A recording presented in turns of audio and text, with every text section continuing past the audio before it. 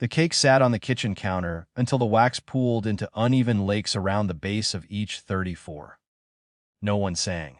No one knocked. The apartment stayed exactly as quiet as it had been at 11:59 the night before. I called her at 4:17 p.m. because that was the hour we used to call each other on birthdays, when I still believed the ritual meant something mutual. She picked up on the fourth ring. "Hi, sweetheart. Everyone okay?" I asked, neutral, giving her the easiest exit ramp. A small laugh, bright, impatient. "Oh, we had more important plans. You know how it is. The cousins were in town. We couldn't miss it. You understand." I didn't say anything. Not because I was gathering courage or plotting. I simply had nothing left that wanted to become sound. She waited 3 seconds, then added, "Anyway, happy birthday whenever. Love you." The line went quiet before I could decide whether to say it back. I set the phone face down. Looked at the cake again. Then I opened my gallery and scrolled backward 2 weeks. There was the photo 6 of us crammed around the tiny table at La Cocina on a random Tuesday. Elena had insisted on candles even though it wasn't anyone's birthday. Javier filmed the whole thing on his phone like it was evidence of joy. Priya smudged frosting on my cheek and laughed until she snorted. We looked ridiculous and alive.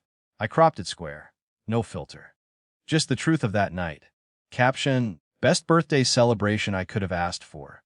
Thank you to my real family, near and far, who always show up when it matters. Grateful every day. I hit post. Not angry. Not triumphant. Just finished pretending. The first notification came 11 minutes later. A heart from Elena. Then Javier's comment. Round 2 when? Priya sent a string of fire emojis. Someone I barely knew from work liked it. The small, ordinary tide of people who had never once needed me to beg for their presence. Then the family chat lit up. "Mom, 4:52 p.m. That photo is from weeks ago. Why are you posting it today? Dad, 4:54 p.m. This is embarrassing. Take it down. Sister, seriously. Passive-aggressive much." I read each one once. Then I turned off notifications and went to water the plants on the balcony. At 7:38 the doorbell rang 4 times. Sharp, official, the way my father knocks when he's already decided the conversation will be short. I opened the door. They stood there in the hallway light. Mom in the navy coat she only wears to look put together, Dad holding his keys like a weapon he hasn't decided to use yet, my sister half a step behind looking anywhere but at me. "You made us look like monsters," Mom said first. "No hello. No sorry, we missed it." I leaned on the door frame. "I posted a picture of people who came to see me. That's all. You know exactly what you did." Dad cut in. "The way you worded it. My real family. Everyone's calling us now. Aunt Linda, your cousin Marco, they think we abandoned you." I nodded slowly. They drew their own conclusions from the facts. Mom's voice cracked half an octave higher. "We were busy. One day out of the year, and you turn it into this." I looked at her for a long beat. "You laughed when I asked if you were okay. You said you had more important plans." I didn't invent that part. Silence stretched thin between us. My sister finally spoke, quiet. "You didn't have to make it public." "I didn't make your absence public," I said. "I made my presence elsewhere visible. There's a difference." Dad took 1 step forward, voice dropping. "Take the post down. Tonight, we'll come over tomorrow, bring dinner, make it right.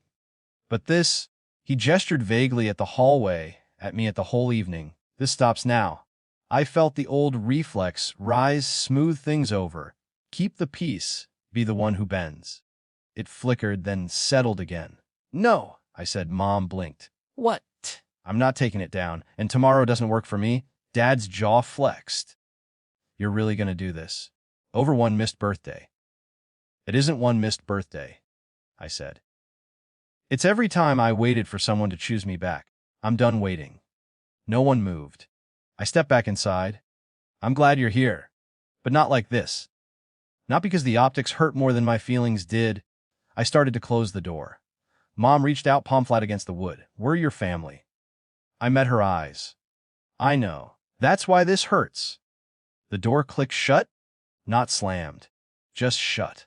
I stood there listening to them on the other side, murmuring, arguing among themselves. Footsteps retreating, then pausing, retreating again. Eventually the hallway went quiet.